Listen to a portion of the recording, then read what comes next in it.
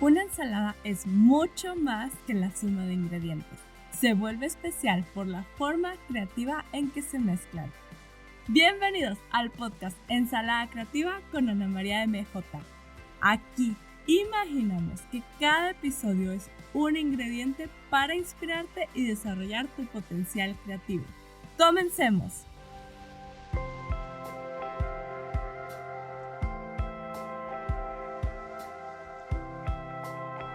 Hola, estoy muy emocionada de por fin estar aquí. Este podcast es real y quiero comenzarlo contándote un poco de mi historia, quién soy, qué he hecho, las lecciones que he aprendido en el camino. Así es que en este episodio te voy a platicar desde los momentos que me inspiraron y me ayudaron a estar donde estoy hasta los problemas que pasé, momentos tristes, dramas y cosas así.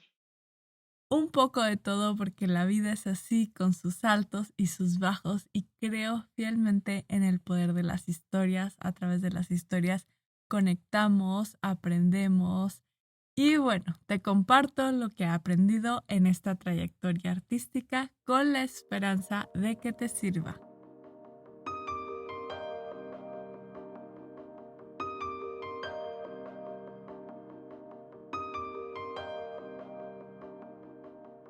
A lo largo de mi historia, te vas a dar cuenta que empiezo desde no saber nada o saber muy poco, y lo que hago es siempre buscar recursos, siempre buscar aprender más. Me enorgullece decirte que quien ahora es nuestro patrocinador y hace posible este podcast es Skillshare, una plataforma educativa en donde desde el principio aprendí mucho sobre cómo se puede hacer una vida de ilustración profesional, de bienestar, romper ese mito del artista muerto de hambre, y ahora imparto clases y sigo aprendiendo ahí. En la descripción de este episodio vas a encontrar un link especial en donde vas a poder probar de manera gratuita un mes de Skillshare. Si te gusta, te quedas, y si no, lo puedes cancelar sin compromiso. Ok, comencemos con lo básico. Cuando era niña me gustaba pintar, me gustaba dibujar como cualquier niño. O sea, de verdad que todos los niños dibujan, pintan. Si no lo crees, obsérvanlos. Es hasta que un poquito más grande nos empiezan a entrar las dudas sobre de que, ay, no sé si lo hago bien, esto, el otro. Hay adultos, nunca lo hagan. Hay adultos que van con los niños y les dicen, eso no es una casa. Una casa se dibuja así, un cuadrado y un triángulo encima. Oye, ¿has volteado a ver las casas? No todas las casas son así. Así es que eso es como una de las cosas más comunes que empiezan a cortarle las alas de la creatividad a los niños, y empiezan algunos niños a sentir que no son creativos, a tener dudas, a tener miedo. Entre otras cosas, se empieza a internalizar que ellos no son buenos para eso, y es por eso que a veces ya después, cuando son adolescentes o adultos, ya dicen, no, yo no soy creativo, ¿no? Entonces, sí quiero comenzar el podcast, el episodio, diciendo que todos tenemos potencial creativo.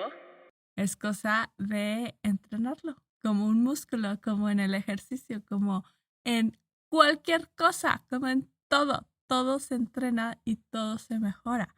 Entonces les decía, fui una niña normal que pintaba y dibujaba. Después ya me voy a brincar hasta la preparatoria. En la preparatoria creo que es una edad interesante en la que desarrollamos mucho nuestra personalidad, porque es como un punto intermedio entre que somos niños, somos adultos, ya tenemos ciertas libertades, ya podemos hacer cosas que antes no podíamos, ya podemos tomar algunas decisiones, pero todavía no tenemos toda la carga de responsabilidades que significa ser un adulto independiente. Entonces tenemos también mucha libertad ahí, es una etapa padre. En preparatoria hacía muchísimas cosas y lo menciono aquí porque creo que a veces el hacer muchas cosas nos ayuda en otras cosas. O sea, déjenme, les explico el punto. Por ejemplo, me encantaba nadar, estaba en el equipo de natación, me encantaba montar a caballo. No sé demasiado de equitación, pero sí un poquito y sobre todo tuve la experiencia de subirme a caballos, de caerme, de levantarme, todo eso, ¿no? Salía con los amigos, estaba en teatro, en lectura, en un diploma de literatura, hacía como muchísimas cosas diferentes y con el tiempo he visto que esas cosas diferentes de cierta manera me enseñaron lecciones de vida que puedo aplicar en otras cosas. Por ejemplo, te va a sonar probablemente lo más chistoso, pero en el tema de educación, algo que me interesa mucho y actualmente me dedico a la educación, soy profesora, pues, y este podcast al final también es educativo. eh, Aprendí de los caballos aprendí cosas de educación. Y te voy a contar una anécdota como para ponerlo en contexto, es que, por ejemplo, un caballo, cuando cuando conoces este caballo y vas a empezar a montar a caballo, necesitas como generarle confianza y como esta es una parte de la comunicación no verbal en la que el caballo sienta tu seguridad y sienta ese como presencia de que sí te puede hacer caso porque sí, los caballos son inteligentes al igual que lo somos las personas, ¿no? Y los niños. Este, o sea, tú no le vas a hacer caso a alguien que no te da confianza, porque sabes que si le haces caso y no te da confianza, pues te va a llevar a una situación de riesgo o a una situación en la que tú no quieres estar. Entonces, para que conectar con un caballo y que te haga caso y que vaya en la dirección que tú quieres que vaya, necesitas tener esa presencia y brindarle esa confianza a través de tu persona, porque no le puedes decir, oye caballo, sí, tenme confianza.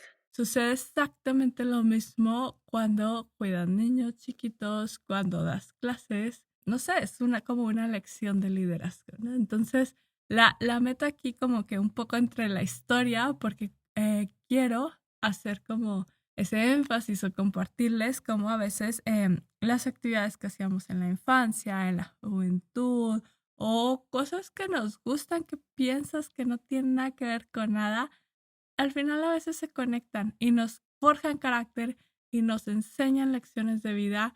Incluso, por ejemplo, la creatividad, la pintura, nos ayuda mucho en muchos aspectos externos al mundo del arte. Entonces, si practicas alguna actividad creativa y tienes otras responsabilidades o lo que sea, quizá ahí puedes como encontrar conexiones, ¿no? Por eso es tan maravilloso el mundo del arte.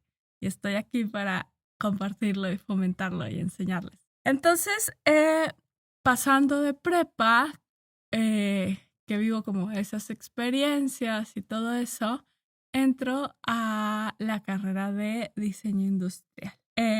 Bueno, en prepa también pintaba muchísimo. Ahí fue cuando empecé a aprender a pintar. Empecé a aprender en óleo y como de un formato muy tradicional, muy de la academia, mucho como de dibujo realista, luces y sombras, que me encantaba pintar animales. Bueno, los animales siempre han estado presentes en mi trabajo de alguna forma. Creo que ahorita no son como el eje central, pero sí hay algo de animales o naturaleza siempre.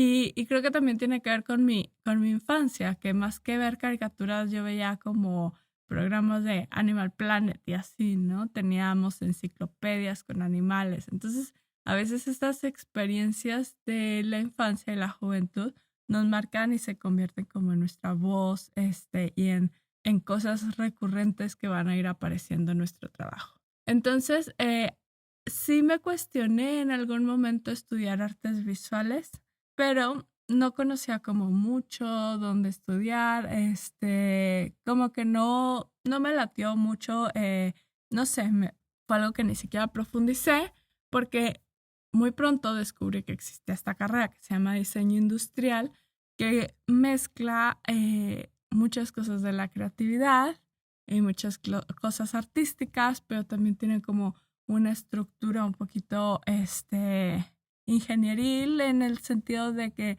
sabe solucionar problemas y crear cosas tangibles y también se conecta con mercadotecnia, comunicación. Es una carrera muy amplia que de verdad amo. Quizá más adelante pueda profundizar en ese tema. Entonces inicié en la carrera de diseño industrial apasionada. O sea, una cosa que siempre me ha caracterizado es el amor por el aprendizaje. Y eso también es algo que me gusta compartir. Y ese amor por el aprendizaje iba más allá del aula, de lo que mis profesores me decían y me enseñaban y los proyectos que hacía. Yo todo el tiempo estaba como investigando, leyendo en libros, en páginas web. En ese tiempo estaba hablando como del 2010. Sí había ya, obviamente, YouTube y todo eso, pero no era como que tanto, no había como tantos tutoriales, o no accesabas a tanta información de calidad como lo es ahora, que es una súper ventaja. Entonces, yo me metí a todos los talleres posibles que había, todo lo que pudiera, ahí estaba aprendiendo y creo que fueron etapas muy buenas de formación porque un poco sí de manera autodidacta fui aprendiendo mucho por estar buscando un poco como de todos lados, desde dibujo, desde historia del arte, composición fotográfica, cosas así que en paralelo iba estudiando la carrera, muy bien todo, y como que hacía ese mix en mi cabeza, ¿no? De todo lo que iba aprendiendo del mundo del arte, con lo que iba aprendiendo de metodologías de creatividad, procesos, diseño, fabricación, etc. Pero había una cosa que desde prepa me di cuenta que me estaba fallando y de verdad hasta la fecha digo, uy, qué bueno que seguí mi intuición y que lo descubrí, que era el tema del inglés. A mí me encanta la historia, me súper encanta la historia, pero en ese momento, cuando estaba en prepa, llevaba una materia de historia y la reprobé. La reprobé porque era la clase en inglés y el profesor era extranjero, creo que canadiense, no recuerdo, y yo no le entendía nada y estudié muchísimo porque me costaba trabajo entenderle. Estudié el libro con el diccionario al lado, todo eso, y después estaba en el examen y recuerdo ver así las preguntas y yo no entiendo nada, no entiendo nada de nada. Reprobé, pues. Y fue una buena experiencia porque a veces como que exponerte a una situación en la que te reta, que no estás cómodo, una mala experiencia como lo es reprobar, te abre los ojos. Y yo dije, aquí hay algo que yo puedo hacer al respecto. O sea, más allá de llorar y quejarme y decir, ay, es que no me regañen porque la materia está en inglés y no sé inglés, o no sé lo suficiente, que yo puedo hacer algo al respecto. Entonces, unos años después, como 2 años después, ya que estaba a la mitad de la carrera, dije, no, es que, o sea, estoy en la edad en la que me dedico 100% a estudiar y aprender, porque más adelante y en la vida y actualmente, bueno, yo ya me gradué hace como 7 años, sigo estudiando y sigo aprendiendo, o sea, eso es una cosa que siempre vamos a seguir haciendo, pero no vuelvo a ver otra etapa como la de ser estudiante que estás completamente en eso, que eso es tu prioridad. Entonces, digo eso para los que estén chiquitos y me escuchan, bueno, pues tomen acción, está en ustedes. Y los que somos más grandes, no pasa nada, podemos seguir haciendo cosas, ¿no?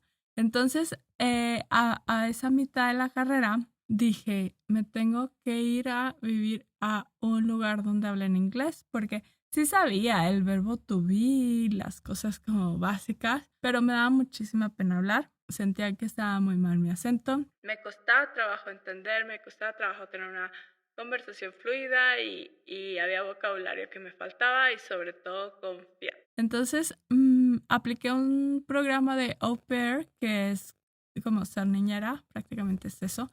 Y en ese programa, además de cuidar niños, tienes que estudiar algo en el college de allá, ¿no? Entonces apliqué y yo ya había ido a Nueva York. Y Nueva York me encanta.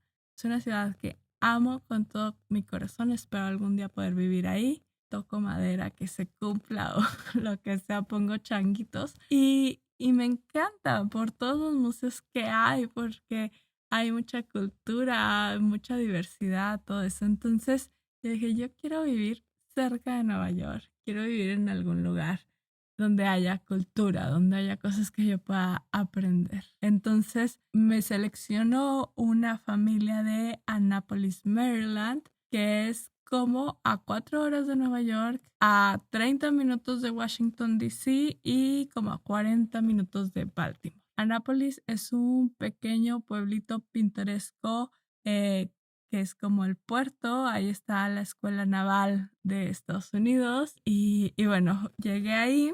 Ahí cuidaba a 3 niños, principalmente estaba con 2 gemelitos que tenían 3 años en esa época y el niño grande tenía 5. Y obviamente había un gemelo bueno y uno malo, como sucede en las películas, es real.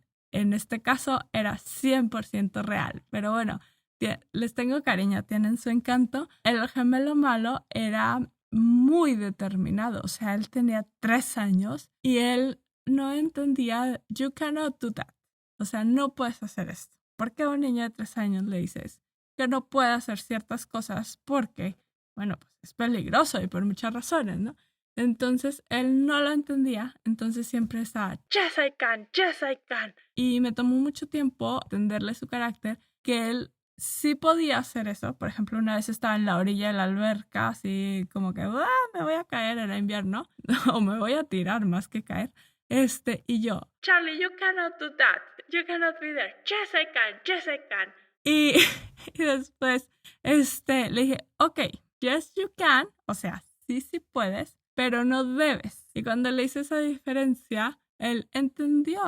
Y lo menciono porque obviamente son características de su carácter que me enseñaron mucho. Él me enseñó muchas cosas. Quedaba muy determinado y obviamente eso le va a ayudar en el futuro, pero a los 3 años es complicado, ¿no? También a veces un día se despertó y dijo, quiero ir al acuario de Baltimore, a 40 minutos en coche.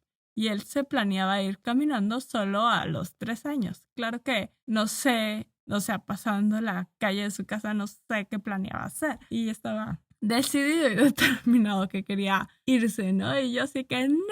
Y bueno, entonces ese tipo de experiencias me forjaron mucho carácter. Tenía 21 años cuando estuve un año entero ahí cuidándolos. Aprendí mucho porque de los niños se aprende mucho. Tienen una mente creativa increíble que está descubriendo el mundo y que no tiene algunos de los pesos o prejuicios que a veces cuando crecemos nos empiezan a limitar o preocupar. Y visité muchos museos. Después de eso, regresé a México, me fui a vivir a Querétaro a terminar mi carrera de diseño industrial.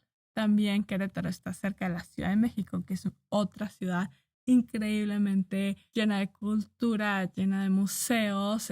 Entonces también seguía tratando de ir a museos lo más que podía. Y después me graduó. Terminé la carrera de diseño industrial, como que yo tenía muy claro de que no quiero estar un montón de tiempo sin trabajo, ¿no? Así como que quiero trabajar.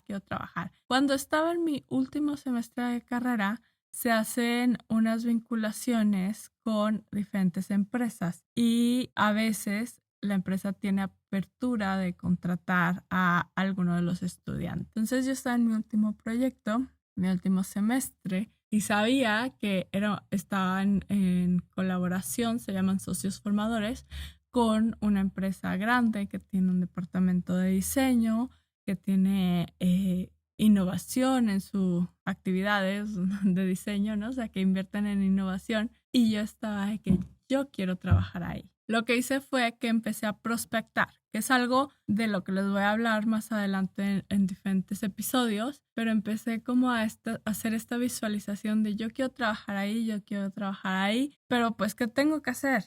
Por lo pronto tengo que asegurarme de que esta oportunidad de que me están viendo, que estoy colaborando a nivel académico este semestre, lo voy a hacer lo mejor posible, voy a dar mi 100,000%. Entonces eso hice con ese proyecto y rindió frutos. Rindió frutos porque sí, al final del semestre me gradúo, todo eso, me dicen, oye, ¿quieres trabajar con nosotros? Y yo, sí, apenas iba a preguntarles yo que si me quieren contratar.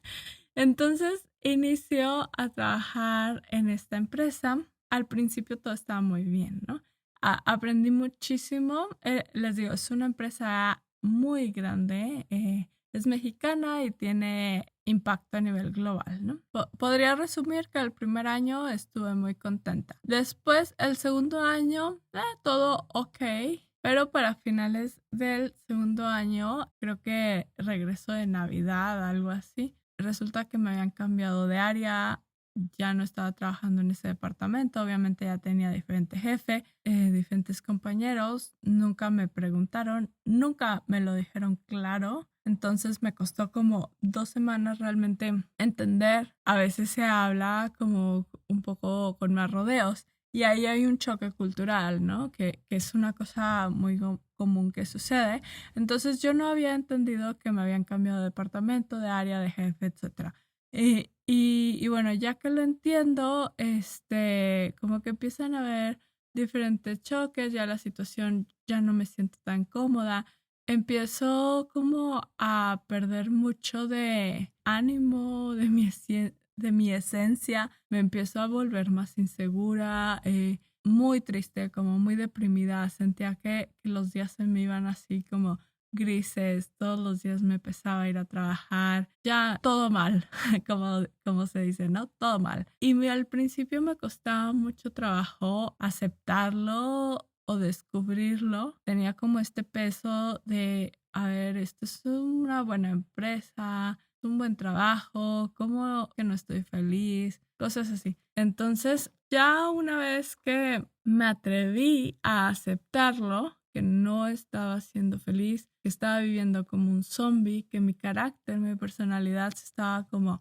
apagando, mi brillo estaba así como que toda apachurrada, pues dije, bueno, pues ¿qué puedo hacer? Y una cosa que no les había dicho es que, según yo, en mi vida, mi única meta de la vida, así era como una cosa importantísima, era estudiar una maestría en el extranjero. Y ya, más allá de eso, no había otro plan. O sea, una vez que terminé la maestría, ¿qué quiero hacer? No sabía nada, ¿no? Yo solo quería estudiar una maestría en el extranjero.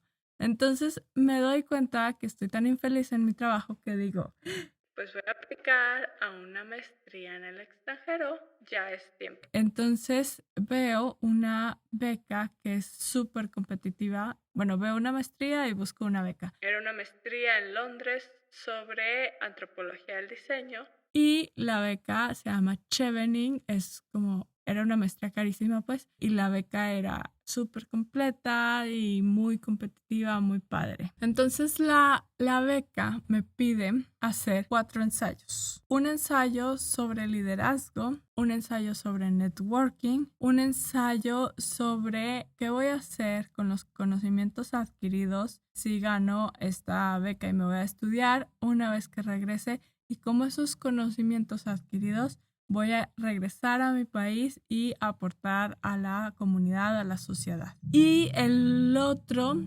ensayo era sobre como un poco explicar por qué tú y por qué esa maestría, y escribir esos ensayos me cuesta muchísimo trabajo porque estaba en un lugar, en un momento de mi vida en el que emocionalmente me sentía muy insegura. estaba muy vulnerable, estaba viviendo en una casa con roomie que no me sentía cómoda, en mi trabajo no me sentía cómoda, en mis relaciones tampoco estaba bien, o sea, estaba aplastada y estaba rodeada de personas y situaciones que me aplastaban más. Entonces, empezar a escribir me cuesta mucho trabajo, me daba como nervios esa parte del liderazgo, o sea, la verdad es que siempre me he considerado que sí tengo algo de liderazgo, pero ahí no encontraba mi voz, o sea, no encontraba de dónde sacarlo.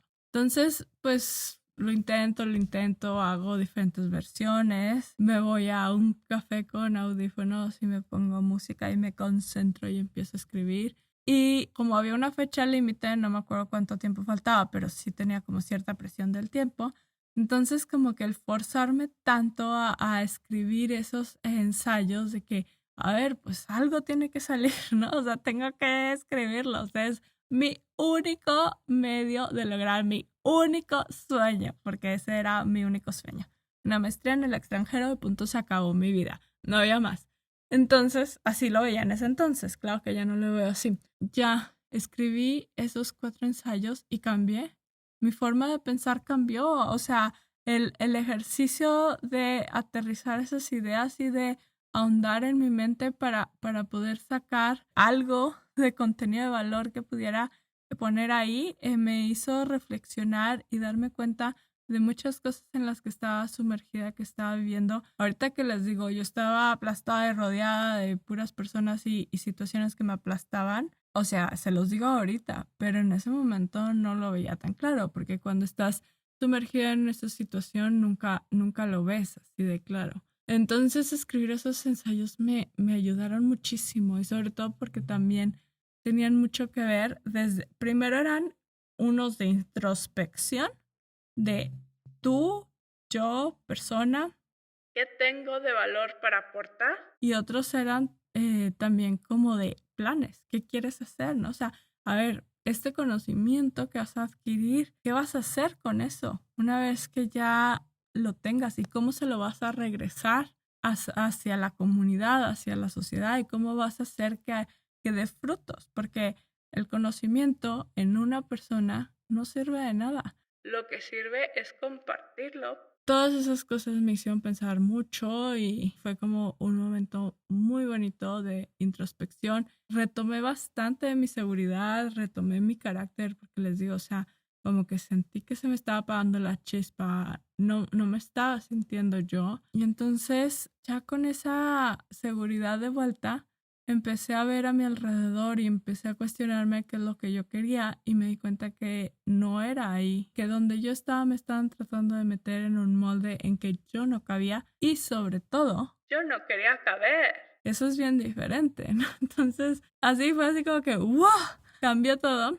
A partir de ese momento dije, pues necesito tomar decisiones y voy a renunciar. Entonces fue una decisión muy difícil, me costó mucho tiempo y fuerza emocional poder llegar a esa decisión porque había muchas cosas que me pesaban, que pensaba que si renunciaba iba a ser una fracasada, que era una malagradecida. O sea, ese miedo de que, a ver, yo me gradué y entré a ese trabajo. Nunca fui a una entrevista de trabajo, nunca mandé mis currículums, nunca me rechazaron en otro lugar y luego me volví a intentar y así. Entonces, como que todas esas cosas me daban miedo. Me daba miedo presentarme a una entrevista de trabajo y me daba miedo sentir así que, ¿cómo? ¿Yo qué tengo que aportar? ¿Soy capaz o no? Entonces, bueno, me armé de valor y decidí renunciar.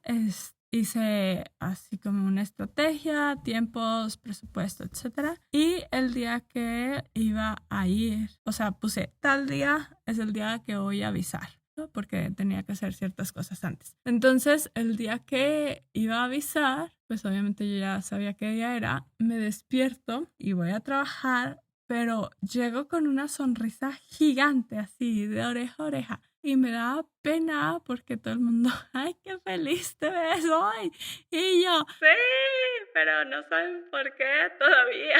Entonces, así trataba como de disimular mi sonrisa porque se me hacía como muy ridículo, chistoso y no podía, o sea, había brillo y luz dentro de mí, mucha emoción. Entonces, ya hablo con las personas que tengo que hablar, les digo, tengo que hablar contigo y me dice, ¿te vas a casar? Y yo, ¿qué?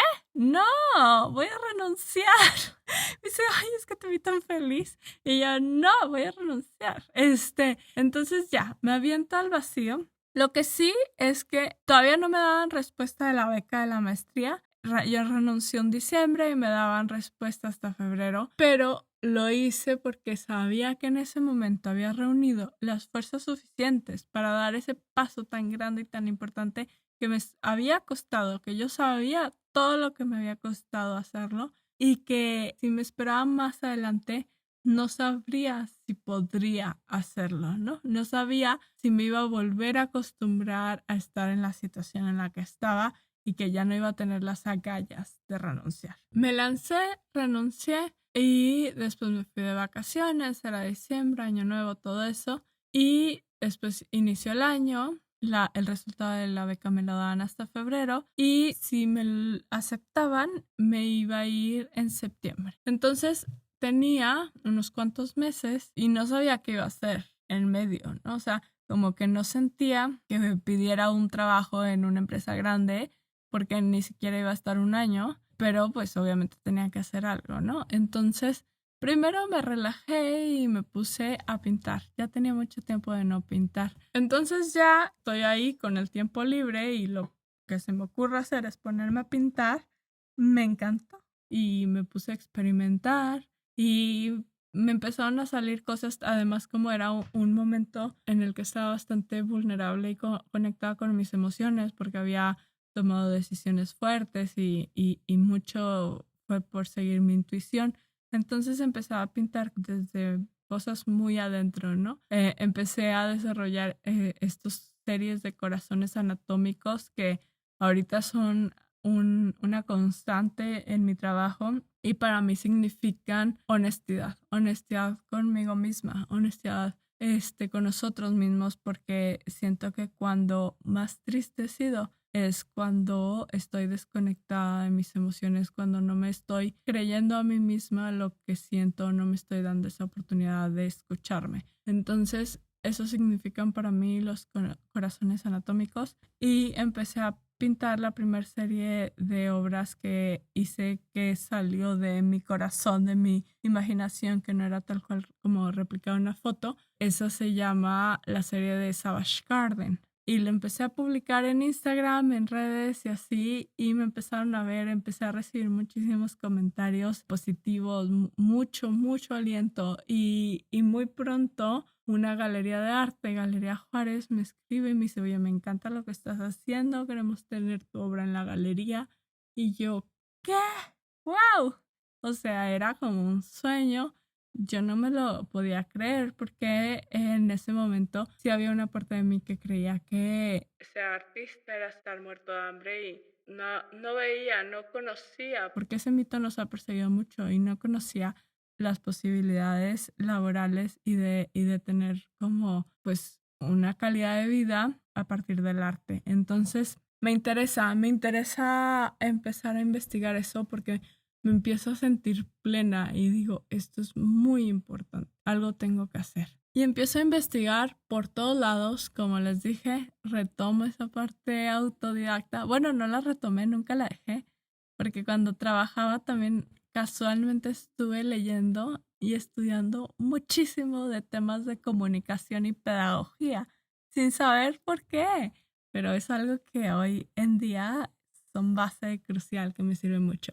Entonces ahí empiezo a investigar cómo puedo vivir del arte, cuáles son las oportunidades laborales de los artistas hoy en día. Y empiezo a encontrarme con muchas cosas, muchísimas.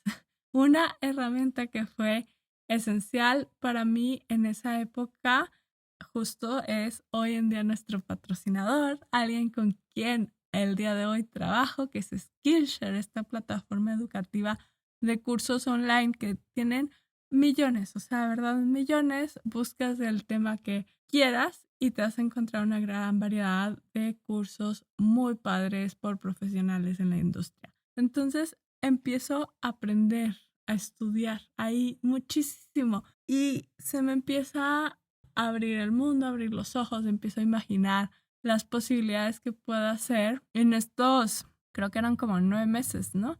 Entonces, empiezo a soñar todo lo que quiero hacer y me doy cuenta que pues tengo muy poquito tiempo porque según yo en septiembre me voy a ir a la maestría, ¿no?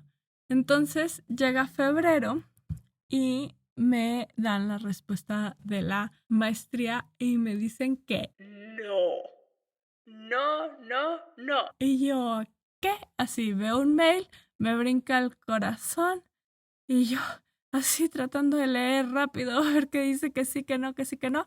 Pues me dice que no.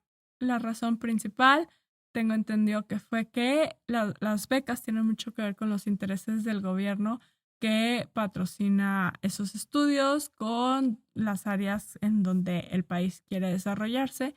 Antropología del diseño, evidentemente, no es una prioridad para México en estos momentos, entonces no había apoyo para esa área del conocimiento. Yo no. Me siento un poco frustrada. Un poco triste, un poco frustrada de que mi área del conocimiento no fue valorada por ellos. Y después se me quita. Recuerden que en ese momento mi única meta de la vida, según yo, era estudiar una maestría y ya. No había más. Entonces me sorprendí a mí misma bastante de que sí, cuando recibí la respuesta negativa me sentí un poco triste, pero no tanto, o sea, porque a veces cuando estaba esperando la respuesta sí me imaginaba de que, híjole, qué miedo que me digan que no y se me derrumbe el mundo.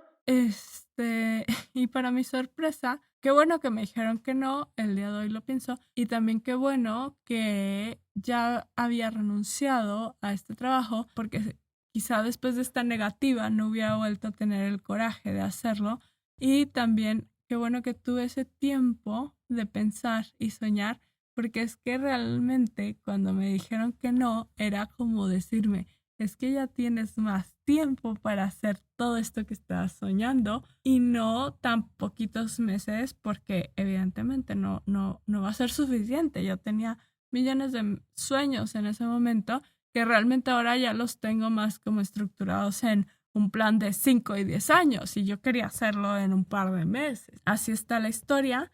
Tengo más tiempo y ahora digo, bueno, pues, ¿qué hago? Ya estoy como decidida que quiero dedicarme al mundo del arte de manera profesional, al mundo de la ilustración. Ya descubro que hay trabajos en eso, que se puede ilustrar cuentos infantiles, diseñar estampados, hacer murales, diseñar para campañas publicitarias, hacer ilustraciones editoriales, muchas cosas, ¿no? Educación. Digo, bueno, pues, ¿qué hago, no? Y empiezo como a pintar, a enseñar todo mi trabajo en redes, así como que a moverme y como estaba tan emocionada, yo tenía como mucho este miedo de, a ver, yo sé todo lo que me costó salirme de un trabajo que no me gustaba, necesito pronto tener como una justificación de sí poder seguir haciendo esto, porque si no, ya sé que voy a tener que regresar a algo similar. Entonces eso me dio una pila y un motor para moverme, pero sí llegó un momento en el que no tenía nada de dinero. O sea, cuando les digo nada es nada. Tenía un fin de semana una vez 20 pesos mexicanos. Con eso no compras nada, pues. Lo bueno es que tenía algunas latas de atún en mi casa y ese fin de semana así sobreviví. Y sí empecé a entrar como en un estrés también de ¿qué hago, no? ¿Cómo logro monetizar esta pasión? Y tenía mucho miedo de volver a tener un trabajo serio y que me alejara de eso y así, ¿no? Tuve toda esta crisis emocional porque cuando estamos empezando a hacer algo propio que nos apasiona, como yo lo describo en ese momento, como lo recuerdo así perfectamente, era literal una montaña rusa de emociones. Un día te sientes la persona más chingona del mundo porque estás siguiendo tu sueño y haciendo algo padrísimo, porque te estás imaginando todas las posibilidades, y otro día te sientes la persona más estúpida del mundo porque no estás haciendo nada que te dé resultados en este momento, porque tienes toda la incertidumbre y no sabes qué hacer y te falta mucho camino por recorrer, pero después otro día te vuelves a sentir esa persona tan chingona. Entonces es así como ¡wow! Arriba abajo, ¿no? Una cosa que sí me ayudó mucho era que estaba compartiendo mi trabajo y que había personas, amigos, familia, que me decía, oye, wow, está muy padre lo que estás haciendo. Había algunas personas que cada cierto tiempo, cuando, sin saberlo ellos, lo que realmente me estaban ayudando, hacían su aparición y me echaban esas porras que realmente nutrían mi alma, ¿no? Entonces pasó un poco de tiempo y empecé a inventarme la vida, o sea, literalmente así lo llamo esa etapa, porque si no tenía clientes, si no tenía proyectos, yo me los inventaba. Entonces abrí unas clases de pintura, al principio tenía una alumna, después esa alumna muy querida invitó a su hermana y tenía 2 alumnas y después ya un poquito más. Al hacer difusión de mis clases de pintura, me contactaron una escritora que había hecho un cuento infantil y quería que lo ilustrara. Era una autopublicación, entonces en eso siempre hay presupuestos más pequeños, pero para mí era un sueño porque yo decía, wow, o sea, es una manera en la que me voy a meter al mundo editorial, me va a servir de portafolio. Entonces en ese momento lo acepté porque entendía la ventaja que había, ¿no? De que yo no tenía nada de portafolio, apenas lo estaba creando, entonces todos los proyectos que yo aceptaba estaban enfocados en que fueran cosas que me sirvieran para hacer un portafolio más sólido. Estar diseñando ese cuento me ayudó muchísimo a entender la complejidad de un proyecto ilustrado, un proyecto editorial, porque yo tenía que hacer todo, tenía que hacer las ilustraciones, el diseño editorial, todo. Y dije, oye, pues yo quiero hacer el mío. Y hice mi primera agenda ilustrada que la lancé para el 2020. Claro que la empecé a vender antes de la pandemia en el 2019. Estuvo padrísimo el atreverme, el hacerla, el ir a bazares, ver la reacción de las personas cuando veían el producto en físico tangible. Y ahí aprendí bastantes cosas. Después, con eso seguí otros proyectos al estar haciendo difusión. Y eso es una cosa que siempre he aprendido. Al, al hacer un proyecto y darlo a conocer, sacarlo al mundo, generalmente un proyecto te lleva a otro proyecto. A veces no es inmediato y a veces puede como no ser exactamente lo que te imaginas, pero estar como sacando las ideas al mundo, presentándolas, rebotándolas con la gente y aprendiendo de eso, te abre puertas al final de cuentas. Estás conectando con más personas. Esa primera agenda me trajo muchas cosas porque la primera cosa que me trajo fue que me contactó Westies, la marca de bolsas y zapatos, para ir a pintar a Ciudad de México sus productos. Entonces ahí empecé el año teniendo muchísimos viajes a Ciudad de México. Iba y pintaba y hacía muchas cosas. Esta es una marca que tiene como varias marcas, entonces trabajé para sus otras marcas. Después ya la pandemia, se cierran las clases presenciales y los eventos en persona y digo, chin, ¿qué voy a hacer? Pues nada, ¿no? O sea, el arte, nadie come del arte, el arte no va a servir de nada. O sea, sí dije, híjole, ya se me acabó este sueño artístico. Pero tenía mis clases de pintura, entonces como que no quería cancelarlas y les dije, bueno, vamos a hacerlas virtuales. Así empecé y después con los alumnos que tenía en ese momento, después las abría más gente y después hubo un momento de la pandemia en que se hicieron masivas porque de verdad era una necesidad de arte, porque el arte nos conecta con el espíritu, nos da esperanza. En esos tiempos de lo más oscuros de la pandemia, muchísima gente se acercó al arte porque necesitamos esa luz, esa esperanza. Eso sí es algo muy bueno. Y me hizo tener como muy claro, descubrirlo, que el arte tiene una función vital en la sociedad. O sea, sin arte no hay esperanza. Es difícil porque nos ayuda a gestionar las emociones, a entendernos, a entender el mundo. Muchas cosas, y cuando hablo de arte hablo de cualquier representación artística, desde la música, la pintura, el teatro, la literatura, la danza, etc. Durante la pandemia me enfoqué muchísimo, además de pintar, también en aprender y estudiar cómo enseñar a pintar mejor, cómo enseñar sobre ese proceso creativo, y desarrollé algunos contenidos educativos en paralelo desde el 2019, creo.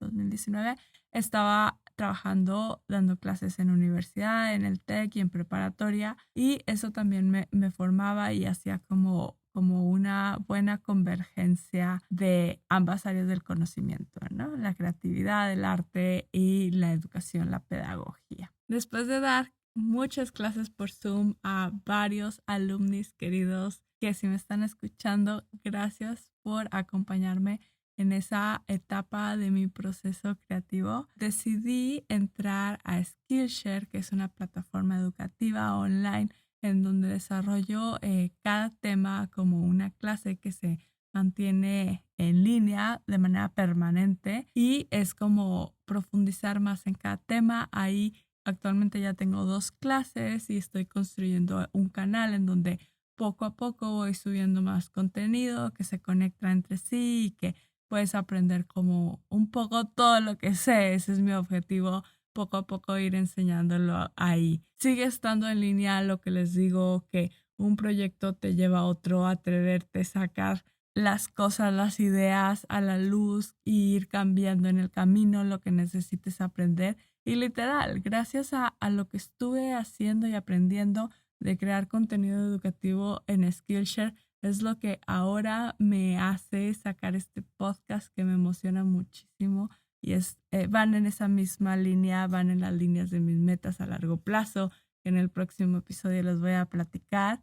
Y por último, les quiero contar otro de los proyectos fabulosos que me surgió gracias a estar compartiendo lo que me gusta hacer y estar trabajando como desde mis inquietudes, que una de ellas es conocer la historia de mujeres que han hecho cosas importantes, que han aportado al mundo, a la ciencia, a cualquier área del conocimiento. Entonces yo empecé a crear una serie de ilustraciones de estas mujeres con la finalidad de dar a conocer sus historias, incluyendo yo también conocerlas un poquito más. Y después hice esa clase de Skillshare, empecé a difundir y llega Kotex, la marca Kotex y Forever 21, y ven mi proyecto y se enteran de que pues esta es una ilustradora que trae todo este empoderamiento femenino, de sororidad, de impulsar a las mujeres. Entonces me invitan a colaborar con ellos para hacer una ilustración de una playera de Forever 21 en la que refleje sororidad, el apoyo entre mujeres. Hago una ilustración de una monita súper bonita con unas flores que dice Florecemos, y esa playera se vende en la página web de Forever y se regala en kits especiales de Kotex. Así es como me he llevado esta vida. Recuerden que al principio les conté, me inventaba proyectos y hasta que se iban haciendo realidad, un proyecto me ha llevado al otro. Espero seguir así y espero poder seguirles compartiendo los aprendizajes que voy adquiriendo en el camino. Para cerrar este episodio, me gustaría decirte que si tú tienes algún proyecto en mente, que si sueñas con hacer algo propio, si quieres desarrollar alguna cosa creativa que te apasione, te voy a recomendar algunas cosas. La número 1, cree en ti. Cree que eso es posible, cree que si puedes, ten esa confianza de verdad, de corazón, créetela. Eso es indispensable. Y una vez que ya te lo creas, comienza a accionar, a tomar acción. empieza a hacer cosas, a inventarte la vida, a buscar formas. Literal, lo veo como un jardín. Primero se cosecha, se dedica ese tiempo y esa energía, incluyendo un poco de investigación de cómo es la mejor manera de cultivar esa plantita y después se recogen los frutos. Así es que ten paciencia, sigue tu sueño, sigue trabajando por eso. Ayuda a otras personas en su proceso creativo. Si te gustó este episodio, compártelo con ellas. Estoy segura te lo van a agradecer. Y si quieres ayudarme a mí, deja tu review sobre qué te pareció este podcast. Lo aprecio mucho. Transmitiendo desde la caja sonido. Gracias a ti por estar aquí y permitirme acompañarte en tu trayectoria artística. Gracias a Skillshare por su patrocinio y a Bisbee por hacer magia en la edición. Soy Ana María BJ y te invito a seguir conversando conmigo sobre estos temas en mis redes sociales, Instagram, @AnaMariaMJ_. Nos escuchamos pronto y recuerda, sigue creando.